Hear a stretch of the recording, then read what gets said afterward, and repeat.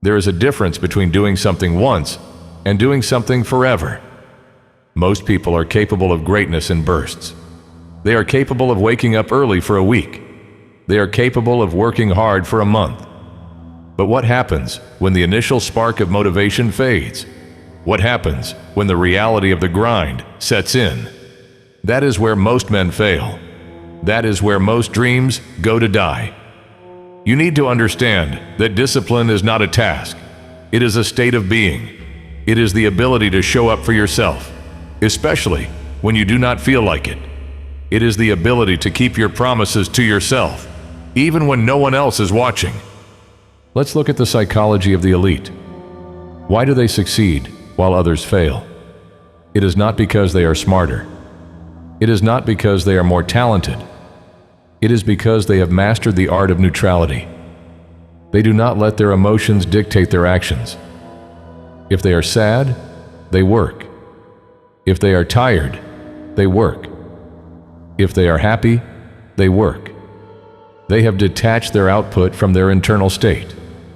This is the ultimate freedom. You are currently being held captive by your own moods. You decide to work based on how you feel. That is a trap. If you only work when you feel like it, you are a slave to your own subconscious. You need to become the master of your biology. You need to train your brain to execute commands regardless of the resistance you feel. Think about the long-term cost of your inconsistency. Every time you skip a session, every time you choose distraction over focus, every time you lie to yourself about your potential, you are eroding your own foundation.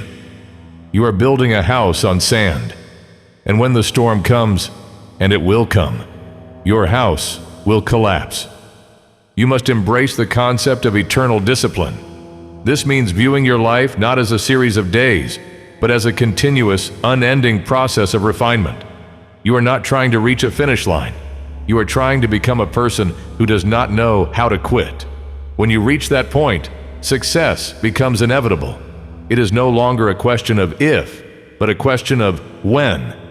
But this requires a total audit of your environment. You are a product of what you consume. You are a product of who you surround yourself with.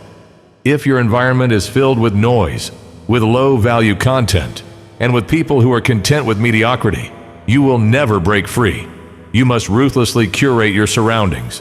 You must protect your focus like it is the most precious resource you possess, because it is. The hardest part of this journey is the loneliness. You will realize that to rise to the top, you must often walk alone. You will realize that many of the people you once called friends do not share your vision. They want you to stay small, because it makes them feel better about their own stagnation. Do not resent them, but do not let them hold you back. Walk your path with conviction. You have a purpose that is unique to you. You have a potential that the world has not yet seen. Do not bury it in the name of comfort.